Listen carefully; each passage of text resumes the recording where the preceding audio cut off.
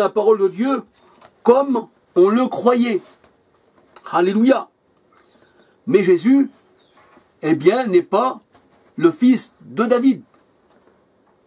Matthieu 22, versets 41 à 45. Matthieu 22, versets 41 à 45. Alléluia. Les gens croyaient que Jésus était fils de David, mais le Seigneur, il leur parle. Mais pourquoi donc que, eh bien, vous dites que je suis le fils de David? Mais pourquoi donc aussi que David l'appelle son Seigneur, en parlant du Messie? Donc, s'il est son Seigneur, pourquoi donc est-il son fils? Donc, nous voyons que Jésus, eh bien, n'est pas le fils de David, mais descendait, eh bien, par rapport à son père Joseph, de la descendance de David. Et nous allons voir plus loin qu'est-ce que ça signifie. Alléluia. Alors, comme on le croyait, ils croyaient tous que les gens, eh bien, c'était Jésus, fils de David. Les gens croyaient que Jésus avait une généalogie. Alléluia. Dans Luc 3, 23, comme on le croyait. Et voici la généalogie. Donc, ils croyaient que Jésus descendait de David. Alors, Luc 3, 23, regardez bien 23, à 38. Alléluia. Luc 3, 23 à 38. Luc 4, verset 22. On croyait que Joseph était son père. Alléluia. Luc 4, 22. On croyait que Joseph était son père. Matthieu 13, verset 55, 56, 57. Matthieu 13, verset 55, 56, 57. Mais en fait, Jésus a choisi Marie parce qu'elle correspondait à son plan, à son dessein. Alléluia. 2 Timothée 1, verset 9. 2 Timothée 1, verset 9. Romains 8, 29. Romains 8, 29. L'enfant a été porté par Marie en tant que femme choisie. Elle a trouvé grâce devant Dieu. Alléluia. Luc 1, verset 30, 42. Luc 1, verset 30, 42. Elle est bénie entre les femmes. Alléluia. Elle a été bénie entre les femmes. Dieu l'a choisie entre les femmes. Ça ne veut pas dire que les femmes non plus ne sont pas bénies. Mais là, Marie, elle a trouvé grâce. Et Dieu s'est choisi d'une femme pour se manifester, eh bien, dans la chair. Alléluia. Alors, Marie est bénie entre les femmes. Alléluia. Il fallait que Marie soit femme de Joseph. Alléluia. De la descendance de David. Pour que son fils par adoption, c'est-à-dire Jésus, fils de Joseph, comme on le croyait, soit appelé fils de David. Matthieu 1, verset 1 à 16. Matthieu 1, verset 1 à 16. Luc 3, 23 à 38. Alléluia. Comme nous sommes enfants d'adoption, nous aussi, par l'Esprit, et nous crions, nous aussi, Abba Père. Alléluia. Nous sommes enfants de Dieu par l'Esprit. Alléluia. Amen. Et nous sommes aussi des enfants d'adoption. Alléluia. Romains 8, 15. Alors la parole de Dieu nous dit dans Hébreux 10, verset 5, que c'est Dieu qui forme le corps de Jésus. Alléluia. Voici, eh bien, il me forma un corps. Et ce corps-là, c'est pas Marie qui l'a formé. Et ce corps-là vient de Dieu, avec le sang que Dieu a voulu. Voici, tu me formas un corps. Mais on peut dire que ce corps-là a été formé sans l'aide de la femme. Marie était simplement la mère porteuse de Jésus. Jésus n'a pas été conçu par l'action sexuelle d'un homme et d'une femme. Marie était vierge. Alléluia. Et Dieu est venu habiter ce corps. Alléluia. Qu'il s'est formé en Marie. 1 Timothée 3,16. 1 Timothée 3,16, et sans contredit, le mystère de la piété est grand, Dieu a été manifesté dans la chair. Alléluia. Amen. Jean 1,14, et la parole s'est faite chair. Jean 1,14, et la parole s'est faite chair. Et Jean 1, verset 1, et la parole était Dieu. Alléluia. Elle habitait dans la chair. Car Dieu était en Christ. 2 Corinthiens 5, 19, réconciliant le monde avec lui-même, et Dieu était dans son saint temple. Parce que le corps de Jésus, c'était le Saint-Temple. Ça n'est pas d'un homme ni d'une femme. Et la chair et le sang n'héritent pas du royaume des cieux. Alléluia. Donc si la chair et le sang n'hérite pas du royaume des cieux. Si le sang de Jésus lui vient de sa mère, eh bien, il ne peut pas nous purifier. Mais Jésus est venu dans son saint temple. Jean 2, 19, 21. Jean 2, 19, 21. Alléluia. C'est pour cela que Dieu n'agrée ni sacrifice pour le péché, ni holocauste. Dieu n'agrée ni sacrifice pour le péché, ni holocauste. Il n'y a aucun homme qui aurait pu se donner en sacrifice, parce que tout homme est pécheur. Donc il n'a créé pas un pécheur pour l'holocauste, le Seigneur. Alléluia. Hébreux 10, verset 6. Hébreux 10, verset 6. Aucun homme ne pouvait se donner au sacrifice. Ben, c'est vrai, parce que tous les hommes, eh bien, ont sur eux le péché d'Adam, à part ceux qui sont convertis au Seigneur. Alléluia. Alors la parole de Dieu nous dit que Dieu se pourvoit lui-même pour l'agneau. Genèse 22, 8. Genèse 22, verset 8. Dieu se pourvoit lui-même pour l'agneau. En quelque sorte, l'Esprit en Jésus a donné son propre sang. Alléluia. Parce que la parole de Dieu nous dit que Jésus s'est donné par l'Esprit éternel. Et en Jésus-Christ, eh bien que le Père, le Fils et le Saint-Esprit soient là, hein, parce que Jésus est, la parole de Dieu nous dit, le Fils, en lui, en Jésus, il y a le Père. Alléluia. Et la parole de Dieu nous dit que le Saint-Esprit, c'est l'Esprit de Christ. Celui qui n'a pas l'Esprit, le Christ ne lui appartient pas. Eh bien, malgré que on dit Père, Fils, Saint-Esprit, Jésus était simplement le temple du Saint-Esprit. Il n'y avait qu'un seul Esprit en Jésus. Et Jésus s'est donné par l'Esprit éternel. Alléluia. La parole de Dieu nous dit qu'un esprit n'a ni chair ni os. C'est Jésus qui dit ça. Un esprit n'a ni chair ni os. Alléluia. Luc 24, 39. Mais cet esprit qui était en Jésus, dont Jésus a été conçu, cet enfant vient du Saint-Esprit, donc il est le Père, eh bien ça veut dire que eh bien c'est le Père qui a donné le corps de Jésus-Christ. Il s'est donné lui-même, cet esprit-là qui était en Jésus, a donné ce corps. Alléluia. Jésus disait à sa mère, voyez-vous, c'est pour ça que Marie a simplement porté Jésus-Christ. Tout ce que Jésus a, son corps, tout, il est saint de corps, de tout, d'âme et d'esprit, Jésus-Christ. Alléluia. C'est un enfant qui est saint, l'unique, conçu miraculeusement. Alléluia. Eh bien, Jésus disait à sa mère, femme, qu'il y a-t-il entre toi et moi? Et il l'appelait femme, bien qu'il aimait sa mère. Mais il lui faisait comprendre que là, eh bien, Marie devait savoir qu'il n'y avait personne qui avait couché avec elle et que lui venait, eh bien, de Dieu et qu'il était Dieu lui-même. Qu'il y a-t-il entre moi et toi, femme? Alléluia. Jean 2, verset 4. La parole de Dieu nous dit, Jésus est le premier de la création de Dieu, créé comme Dieu veut. Il est le premier d'entre ses frères. Ça veut dire qu'il est le premier chrétien. La création de Dieu, c'est les premiers chrétiens. Les autres, eh bien, c'était pas la création de Dieu. Ils étaient tous sous l'emprise du malin. 1 Jean 5, 19, 20, le monde entier est sous la puissance du malin. Mais là, eh bien, Jésus, il est le premier d'entre ses frères, c'est-à-dire entre les chrétiens.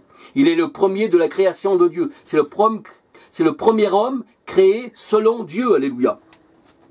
Et comme Dieu veut, avec un esprit nouveau, alléluia, alléluia, Colossiens 1,15, avec un esprit nouveau, alléluia, et avec une direction nouvelle. Jésus n'a pas cherché, eh bien, de conquérir la terre, parce que l'homme aime à conquérir la terre, il veut se l'accaparer, mais Jésus, eh bien, lui, il cherche les choses d'en haut.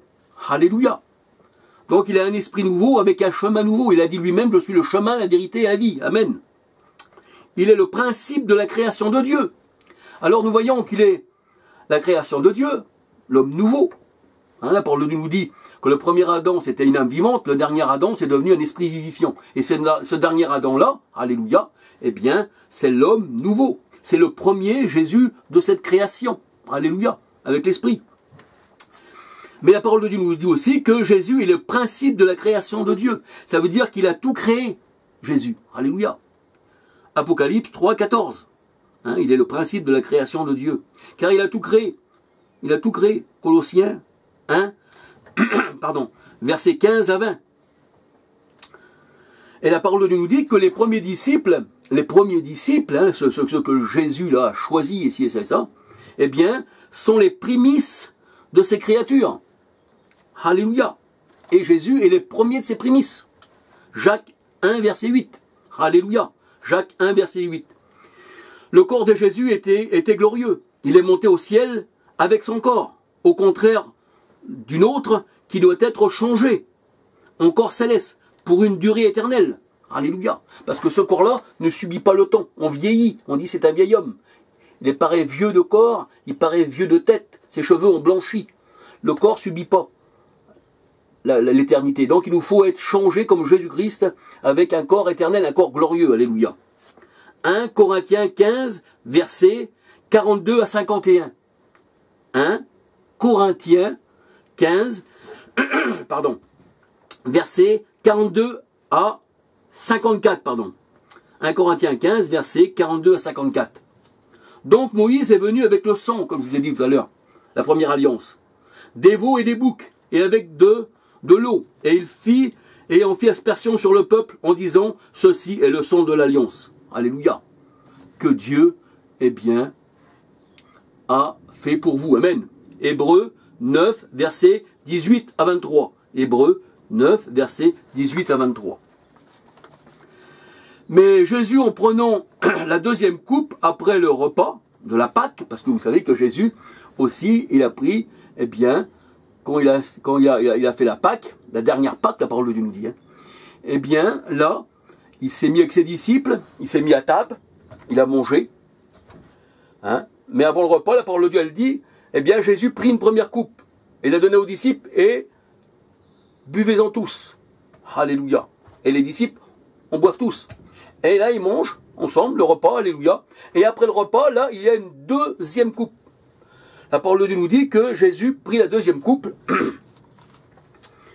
Et là, il dit, voici, cette coupe, c'est la nouvelle alliance en mon sang. Alléluia. Donc, il a annulé par là la première coupe, c'est-à-dire le sang versé des boucs que Moïse, eh bien, il asperge le peuple. Mais là, il faisait une autre alliance, mais là, c'était plus avec des sangs et des boucs, c'était dans son propre sang. Alléluia. Alors Jésus, en prenant la deuxième coupe après le repas, instituait la nouvelle alliance en son propre sang. Alors nous pouvons voir ceci dans Luc 22, versets 14 à 20. Luc 22, versets 14 à 20. Hébreux 8, 13. Hébreux 8, 13. Alors, en disant une alliance nouvelle, il a déclaré ancienne la première. C'est-à-dire que la première alliance, là, avec Moïse, place à ancien. Maintenant, voici, c'est une nouvelle alliance en mon sang, qui dit le Seigneur. Alléluia. Hébreux 8, 13. Alléluia. Alors c'est vrai que Hébreux 8, 13 nous dit, en disant une alliance nouvelle, il a déclaré ancienne la première. Mais le Seigneur n'a pas déclaré ancien l'aspersion de sang. Ah non, ça c'est resté. Le mode de l'aspersion est resté. Alléluia. L'aspersion de sang et d'eau. Nous allons voir que plus loin, Jésus, eh bien, prend ce principe pour asperger. Alléluia. Avec son propre sang. Alléluia. Car spirituellement, alléluia, il aspergeait une fois pour toutes. Car spirituellement, la parole de Dieu nous dit que le sang de Jésus, quand il est venu, qui a présenté la coupe, il a dit, voici la nouvelle alliance en mon sang, eh bien, il a aspergé une fois pour toutes son Église. Alléluia. Amen. Et on peut lire ceci dans 1 Pierre 1, verset 2. 1 Pierre 1, 2. L'aspersion du sang de Jésus. Là, il n'est pas dit non plus l'immersion dans le sang de Jésus, comme une fois j'ai lu dans des études de pasteurs qui faisaient partie de comment on peut dire, de l'institution d'Ogien. J'avais lu une étude sur le sang de Jésus, c'était écrit le plongeon dans le sang de Jésus, parce qu'ils aiment bien plonger. Mais là, non, la parole de Dieu nous dit, eh bien, 1 Pierre 1, 2, alléluia, Hébreux 12, 24, 1 Pierre 1, 2, Hébreux 12, 24, c'est l'aspersion du sang de Jésus-Christ. Alléluia. Encore une fois, eh bien, je vous le dis, c'est toujours l'aspersion. Alors, Hébreux 9, versets 24, 25, 26, 27, 28. Alléluia. Car l'aspersion de sang de Jésus nous purifie de tout péché. Car du corps de Jésus, savez-vous ce qui en est sorti? Alléluia. Bien, il en est sorti du sang et de l'eau. Eh oui, du corps de Jésus, la parole de Dieu nous dit, il est sorti du sang et de l'eau. Hein, quand il a été transpercé par la lance romaine, la parole de Dieu nous dit, du corps de Jésus, il est sorti du sang et de l'eau. Et nous voyons que Moïse se servait du sang aussi et de l'eau pour asperger le peuple. Alléluia. Alors de son côté, il est sorti du sang et de l'eau. Jean 19, verset 34-35. Jean 19, verset 34-35. Alléluia. Et la parole de Dieu nous dit que Jésus est venu non seulement avec l'eau, ni seulement avec le sang, mais il est venu aussi avec l'esprit. Alléluia. 1 Jean 5, verset 6, 7, 8. 1 Jean 5, verset 6, 7, 8. Alléluia. Alors la parole de Dieu nous dit, c'est lui, Jésus, qui est venu avec l'eau et le sang. Non seulement avec l'eau, non seulement avec l'eau seulement, oui, non seulement avec l'eau seulement, mais avec l'eau et avec le sang. Alléluia. Mais avec l'eau et le sang. Et c'est l'esprit qui rend témoignage, parce que l'esprit est la vérité. Et la parole de Dieu nous dit que celui qui n'a pas l'esprit de Christ ne l'appartient pas. Alléluia. Romains 8, 9. Et Jésus disait, eh bien, je suis la vérité et le chemin. Alléluia. Alors il y en a trois qui rendent témoignage. L'esprit, l'eau, le sang, et les trois sont d'accord. Alléluia. Alors la plupart des traducteurs de la Bible, exemple comme la Bible Thomson, la plupart des traducteurs de la Bible, exemple comme la Bible Thomson, Marc 16, verset 4, disent que aspersion, c'est pas moi qui le dis, c'est les traducteurs de la Bible, Thomson, disent que aspersion signifie baptême. Alors il faut voir leurs commentaires en bas de page. Il faut voir leurs commentaires en bas de page. Bible Thomson, Marc 7, verset 4. Alléluia. Et Hébreux 9, 10. On peut voir aussi dans la Thomson, Hébreux 9, 10, les commentaires, eh bien, ils nous disent que les aspersions, les ablutions signifient baptême. Je ne vois pas pourquoi ils disent, eh bien, immersier.